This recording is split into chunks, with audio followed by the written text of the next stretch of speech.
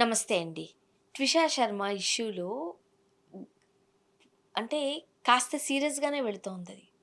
మనం national media ఏది చూసినా సరే, ఈ ట్విస్టుల మీద ట్విస్టులకి సంబంధించి, ఈ 'ట్విషా శర్మ'కి సంబంధించే వార్తలు మనం చూస్తూనే ఉన్నాం.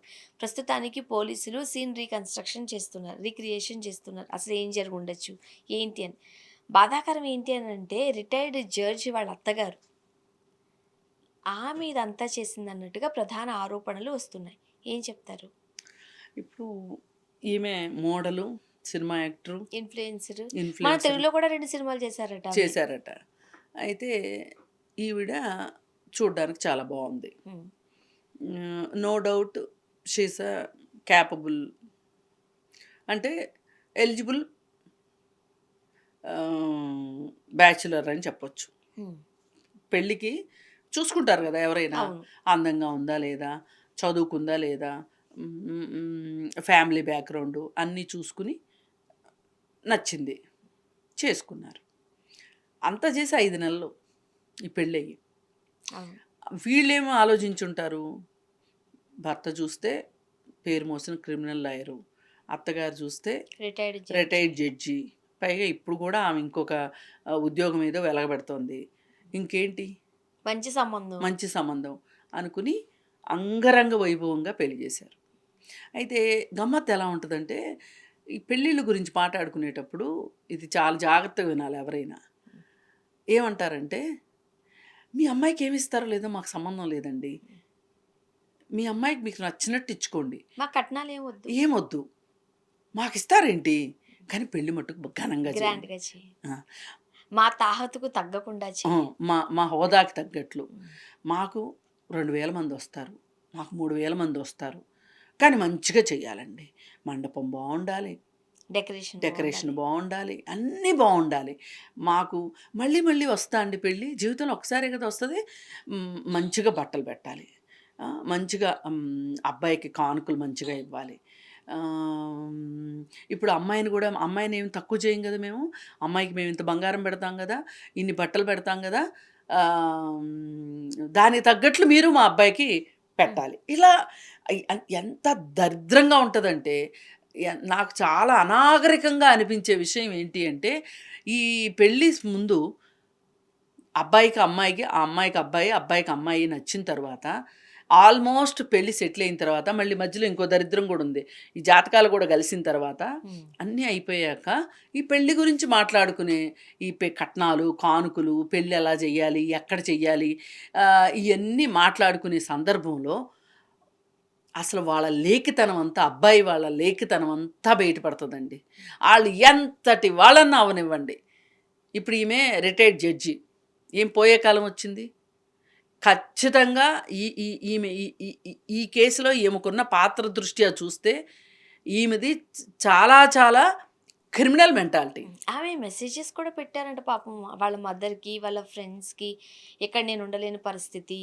అవును. నన్నేదో రోజు చంపేస్తారు. అహా! అయితే ఇప్పుడు ఈ ఈ ఈవిడ ఎంత ఆ క్రిమినల్ మెంటాలిటీ తోటి బోలెడు సంపాదించుంటది. ఆ! మళ్ళీ అలాగే తన కొడుకును కూడా లాయర్‌ని జేసింది. ఇప్పుడు పేరు మోసిన లాయర్‌ల కొడుకులు కానీ, కూతుర్లు గానీ ఇప్పుడు డాక్టర్‌లకి ఎట్లా అయితే వాళ్ళకి చాలా పెద్ద అండున్నట్టే, లాయర్‌లకు కూడా చాలా అండ. వాళ్ళ తల్లిదండ్రులు గనక ఆ ప్రొఫెషన్‌లో ఉంటే గనక.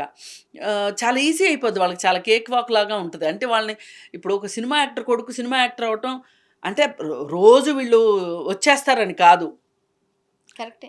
సెట్స్ సెట్‌లోకి. సెట్‌లోకి అన్ని సినిమా కాదు. కాకపోతే ఏంటంటే ఒక లాంచింగ్ చాలా గ్రాండ్‌గా ఈజీగా జరుగుతది. అయిపోతది. ఈజీగా అవుతది. ఒక ఒక స్టెప్ ఎక్కడానికి పనికొచ్చినట్టే ఇది గూడాననమాట. మరి ఇయన్నీ ఉన్న నీకు నీకేం పోయే కాలం? హ్మ్. నీకు డబ్బుల గురించి అసంతృప్తి ఉందంట ఆవిడకి. అదే ఆస్తుల అదనపు కట్నం కోసం చాలా హెరాస్ చేశారంట. హెరాస్ చేసింది. అది జాలనట్టు ఈ అమ్మాయి క్యారెక్టర్ మీద. నీకు బాయ్ ఫ్రెండ్స్ ఉన్నారా? నీ బాయ్ ఫ్రెండ్స్ తోటి నీకెంతవరకు వాళ్ళకి నీకు స్నేహం ఎంతవరకు? కేవలం మాటల వరకేనా? నువ్వెవరితోన్నా కలిసి ట్రిప్పులకెళ్ళావా? లేకపోతే ఎవరితోన్నా బ్రేకప్‌లయినాయా నీకు? ఇలాంటివి ఈవిడ అడిగిందంట. హ్మ్. హస్బెండ్ కూడా కాదు. అవును. ఇప్పుడు హస్బెండ్ నాకు 4, 3 అఫైర్‌లు ఉన్నాయి. నీకు కూడా ఏమైనా ఉన్నాయా అంటే, సరే ఆయన నాకున్నాయని చెప్పాడు కాబట్టి ఇప్పుడు చాలామంది మొగుళ్ళు ఇదే పని చేస్తారు. మాకున్నాయని చెప్తారు. అప్పుడు వీళ్ళు పిచ్చమొహాల్లాగా వీళ్ళకి వీళ్ళు రివీల్ చేస్తా ఉంటారు. హ్మ్. వీళ్ళు రివీల్ చేసిన తర్వాత వీడు 4 పక్కన పెట్టేసి ఆ అమ్మాయి 4 గురించి మాట్లాడతాడు. మాట్లాడతారు. అయితే అసలు ఈవిడంట ఇవన్నీ. మొదలెట్టి ఇలా అడగటము, నీకు డ్రగ్స్ తీసుకునే అలవాటుందా? నువ్వింత ఉత్సాహంగా ఎలా ఉంటావు?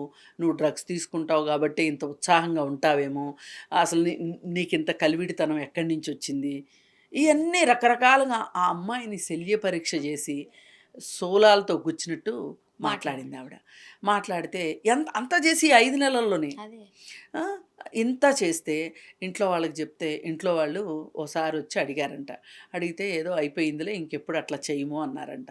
సరే ఈ అమ్మాయి గూడా ఏంటి అంటే, సరే మాటిచ్చారు గదా! అన్న ఇదిలో ఆ! ఉంది. ఉండిపోయింది. ఉంది. పైగా వాళ్ళు ఇంకో మాట కూడా ఏమన్నారంటే, ఆహ్, ప్రతి తల్లిదండ్రులు చెప్పినట్టే, అవును. అలా మాటి మాటికి నువ్వు మా దగ్గరకొచ్చేస్తాను అంటే గూడా మంచిది గాదు. అది ఇది అని ఏదేదో సర్దుకుపో. సర్దుకుపోమని చెప్పుంటారు. ఆ సర్దుకుపో అన్నది కాస్త ఇక్కడి దాకొచ్చింది. హ్మ్. ఇక్కడి దాకొచ్చి ఇప్పుడు ఈ అమ్మాయి చనిపోలే. చంపబడింది. ఆత్మహత్య కాదిది. మనకి అక్కడ ఇది సీసీటీవీ కెమెరా ఫుటేజ్ వచ్చిందిగా. బానే ఎళ్ళింది మా అమ్మాయి పైకి.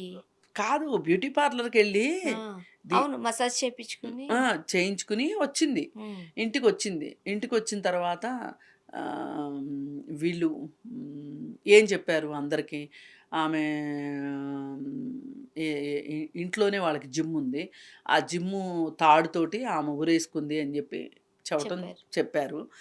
ఏదేమైనా ఇది చూసిన తర్వాత ఈమేం చేసింది, మరి రిటైర్డ్ జడ్జి మళ్ళీ ఇంకొక వినియోగదారుల కోర్టుకు సంబంధించిన దాంట్లో జడ్జిగా పనిచేస్తుంది కాబట్టి ఈవిడ యాంటిసిపేటరీ బెయిల్ తెచ్చుకుంది. హ్మ్. అతనేమో పరారీలో ఉన్నాడు. అతనికి ఎలాగూ బెయిల్ రాదని అతనేమో పరారీలో ఉన్నాడు. ఈమేమో యాంటిసిపేటరీ బెయిల్ తెచ్చుకుంది. సరే కేసు ఇంక తల్లిదండ్రులైతే వదిలిపెట్టట్లా దీన్ని. హ్మ్. వ వాళ్ళు గాని వదిలేసి ఉంటే గనక ఎప్పుడో ఏదో కొన్ని రోజులు పోయిన తర్వాత వీడొచ్చి లొంగిపోయేవాడు. ఈ ప్రాథమిక సాక్ష్యాధారాలు వీటన్నిటిని ఏదో ఒకటి చేసేసి మొత్తానికి ఇది కథ కంచికి మనం ఇంటికి అయిపోయి ఉండేది. కానీ అవ్వకపోవటం ఏంటి అంటే ఆ తల్లిదండ్రులు కొంచెం గట్టిగా హ్మ్. గొంతెత్తారు.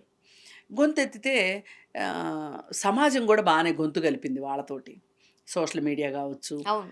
ట్విషా శర్మకి ఇప్పటికీ, అనుకూలంగా ఇప్పటికీ దానికి సంబంధించిన న్యూస్ వెళ్తానే ఉంది. వెళ్తానే ఉంది.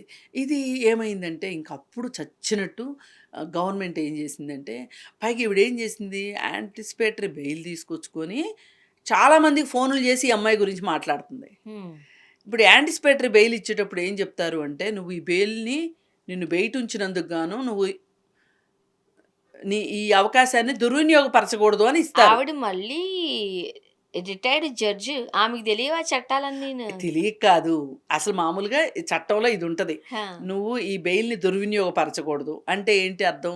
నువ్వేమి ఇక్కడ బయట వాడి గురించి ఆళ్ళతోటి ఈళ్ళతోటి మాట్లాడొద్దు. మాట్లాడి నీ కొడుకుని రక్షించుకునే పని అంటే ఎవరైతే నిందితుడున్నాడో హ్మ్. నిందితుడిని రక్షించే పని దానిలో చెయ్యొద్దు. భాగం అవ్వకూడదు. ఇట్లా ఏవో ఉంటాయి ఆవిడకి. ఆమె ఏం చేసింది ఆళ్ళకీళ్ళకి ఫోనులు చేసి ఆ అమ్మాయినే చెడ్డగా చిత్రీకరించడానికి ప్రయత్నం చేసిందావిడ. ప్రయత్నించి. ఆవిడ చేసిన తప్పది. హ్మ్. ఇప్పుడు ఈ చనిపోవటానికి ముందు చేసింది ఏవైతే ఉన్నాయో, వేధింపులు అవన్నీ ఏవైతే ఉన్నాయో, అది హ్మ్, ఒ ఒక వరకు కథ. హ్మ్. అదయిపోయిన తర్వాత ఈమె ఈ ఈ ఈ రెండో సైడ్ చేసింది. ఇప్పుడు వీళ్ళకి శిక్ష ఎట్లా ఉంటదంటే, దానికి ఉంటది, దీనికి ఉంటది. ఎట్టకేలకి ఇరుక్కున్నారు ఆ! ఇరుక్కున్నారు. ఇప్పుడు ఆమెకు బెయిల్ క్యాన్సిల్ చేశారు. ఆమెను అరెస్ట్ చేశారు. ఇద్దరు లోపలున్నారు. ఆహ్, ఇప్పుడు దీన్ని బట్టి అర్థం కావాల్సింది ఏంటి అంటే, ఎవ్వరైనా సరే, మన ఎదురుగా ఉన్నది ఎంతటి వాళ్ళైనా సరే, మనకు అన్యాయం జరిగింది అన్నప్పుడు గొంతెత్తాలి. అంతే. గొంతెత్తితే సమాజం గూడా మీకు ఎంతో కొంత బాసటగా ఉంటది. ఇప్పుడు ఇవాళ మంచికో, చెడుకో సోషల్ మీడియా ఇంత డెవలప్ అయింది గాబట్టి, సోషల్ మీడియా గూడా మీకు అండగా ఉంటది. థాంక్ యూ అండి.